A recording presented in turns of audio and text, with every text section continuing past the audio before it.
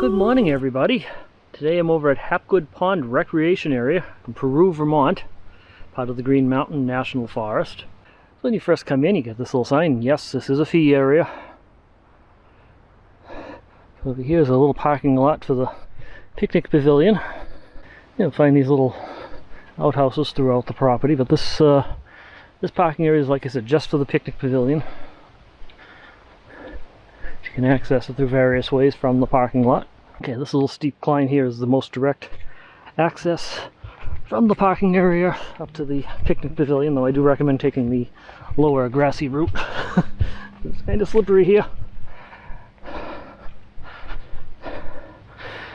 In this area you got a few scatterings of picnic tables, some grills. You can just come in here for a day. I think it's $4 or $5 to just use the day use area. And there's the pavilion itself in this spot. The pavilion itself is reservable, but every vehicle that comes up here during the use of the pavilion also has to pay the parking fee, and apparently the parking fee is $5. You can either pay by slip at the information booth or by the pay machine down in the main parking lot, which I'll show you shortly. And this path here is probably the easiest way in and out of the picnic pavilion, rather than that slippery slope I went up. This path also comes down to the little hiking area and your boat launch area. Obviously not a great boat launch here. They don't have a dock or ramp or anything. This is the hiking trail. I'm not going to do the whole trail, but it does come up alongside the pond. This is Hapgood Pond. So yes, you can kayak, you can fish, but it's not very big, so it won't take you very long. Just showing you a little bit. We're already heading back. The trail itself is about a mile long, round loop. Goes around a couple sides of the pond, and then it goes off into the woods. You will find one geocache along the route too, if you're interested in that sort of stuff. And overall, yeah, it's a very nice walk, very easy walk. Not really handicapped accessible most of the way, but you can get over to the dam, probably in a wheelchair in this spot. This is the pond itself. You can see there's a little swimming area down there. Stairs that just go down into the water. Not a bad little pond. Lots of little frogs and stuff in it. A lot of fish if you go in there and look at it at night.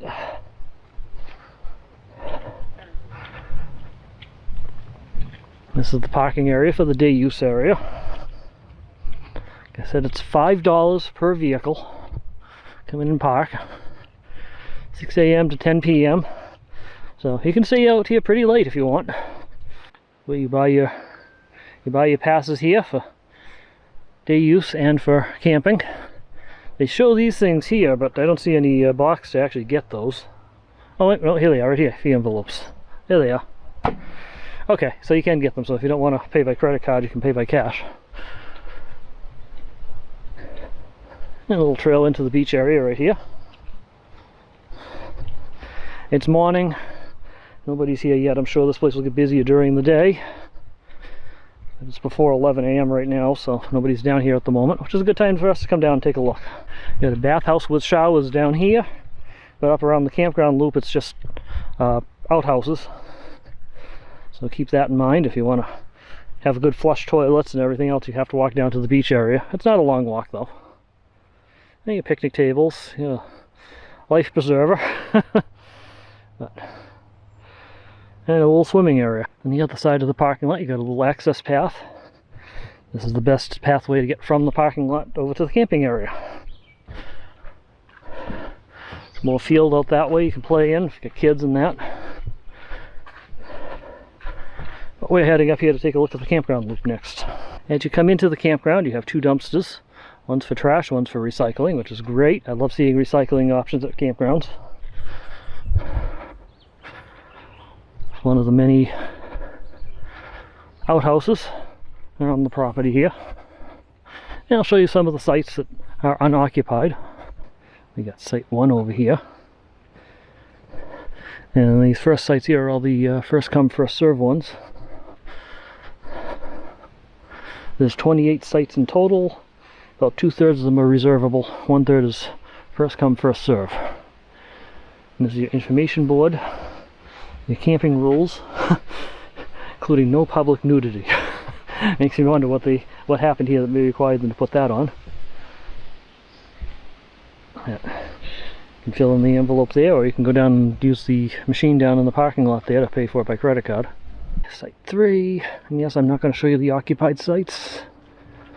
This one over here is Site 4. They're not too badly spaced out. Some of them are a little close to each other, but some of them are not. Unfortunately, a lot of the first come first served sites were occupied. You get into Site 9 and start into the reservable sites. It's a nice little site there, set back. Site 10's nice too, I like that one.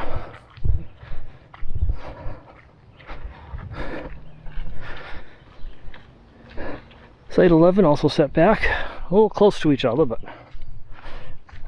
nicely set back anyway. Site 12 deeper into the woods.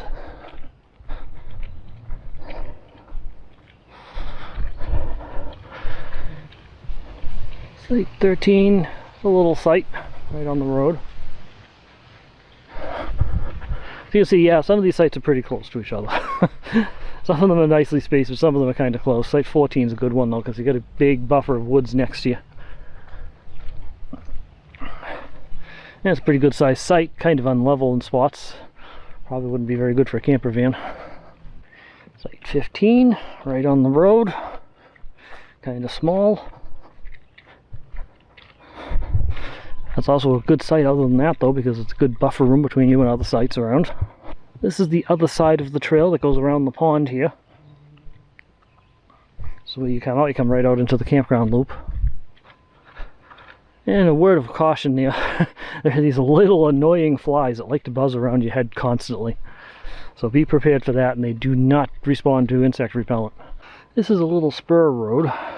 Comes off the side here, has sites 17 through 20 in it. I've actually stayed down in this area one time before, pre-YouTube. I think it was 2019. Two of the sites are drivable, two of them are hiking. Yeah, Site 17 is the one I stayed at. It really wasn't one of my better choices, but a little parking area here mainly for the walk-in sites, but I stayed in this site with my Mountaineer, my trailer, and my scooter.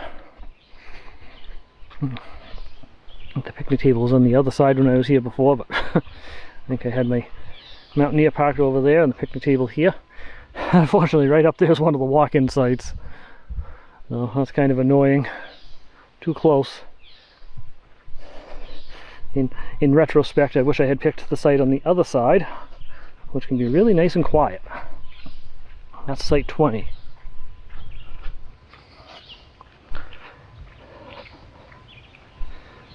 You get a decent amount of sun for the solar panels over here. Lots of room.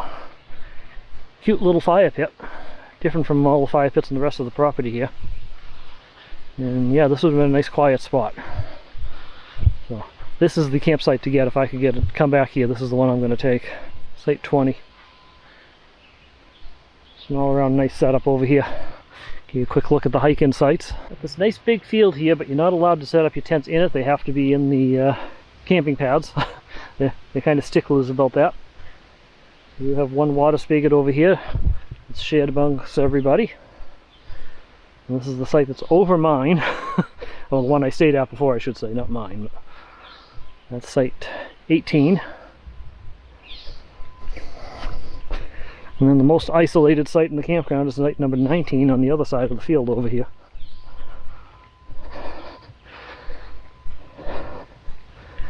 You want a hiking site, this is definitely a good one. You don't have to hike far, but it's nice and quiet over here. The least amount of people around you. You got a babbling brook right down below you too that you can listen to. Well, it's not flowing real well right now. But this is probably the most isolated site here. Should be noted that this is a great campground for weekday use like it is today. Right now it's Tuesday. It's really quiet here. but I would not recommend staying here on a weekend. When I did stay in that one site at one time, it ended up being right before a holiday weekend too, which didn't help any. But I came in on Wednesday, my normal Wednesday to Saturday type of schedule that I like to do, and I ended up taking off Friday instead because the place just got so busy Friday. There's too many people. I decided to take the heck with it and packed up and left left a day early from my reservation just because the place was too busy. Of course, down here the other 3 sites were all occupied with some sort of birthday party going on, and I had enough. I got out of there. Same thing happened when my brother and I arrived here too, because we came for the 4th of July weekend, or the weekend right after the 4th of July. So when we pulled in on, this was a Saturday to Tuesday trip, so when we got here on Saturday, this place was jam-packed. Very busy, very noisy. I was not happy the first night. Next door neighbors were playing music and being loud, so do not come here on a weekend unless you like the party atmosphere. And continuing on the tour, the water spigot here, outhouse over on this side. This is site 21, decent sized, a little close to the road. 23 is occupied, as 22. Site 24 is a site where the people were playing music the whole time they were here. Very annoyingly. You can see this Wolfman Jack right next door, so that's how annoying it was. Okay, this is site 26. This is my site. This one I can go in and show you. As you see, I'm all packed up and ready to take off, except for a few things up on the dashboard up there, but not a bad little site. And a few things I got to clean off the picnic table before I take off too. A nice fire pit. And a good couple of nights of fires here. And on a weekday, nice and quiet here. I'm also directly across the road from a water spigot and an outhouse. So I didn't even bother filling my water tanks before I got here. I just used the water spigot. Direct access to the beach from this site. So overall, it's a good site if you like being in the middle of things rather than off in the woods somewhere. And you got site 27. There was a Dodge ProMaster camper van parked there most of the time I was there, but he took off today. We get up to the final campsite, site number 28. It's a good sized site actually. And then you get back to the beginning of the loop again where the dumpsters are. So that's it. That's the whole campground. If you have any questions, make sure you post them in the comments below and I'll do my best to answer them. And yeah, if you like this and like to see some more of these campground tours, I've done a whole bunch of them all over New England. And I plan to do more as I go along, so if you're not already, hit that subscribe button there. Otherwise, this is it. I gotta get finished packing up and head on home now. I'll actually head back to the home base. I gotta get back to work. And I gotta get out of this humidity. It's way too hot right now. So before my battery dies on my camera, remember, slow down, enjoy life, and I'll talk to you guys later. Don't forget, always be kind.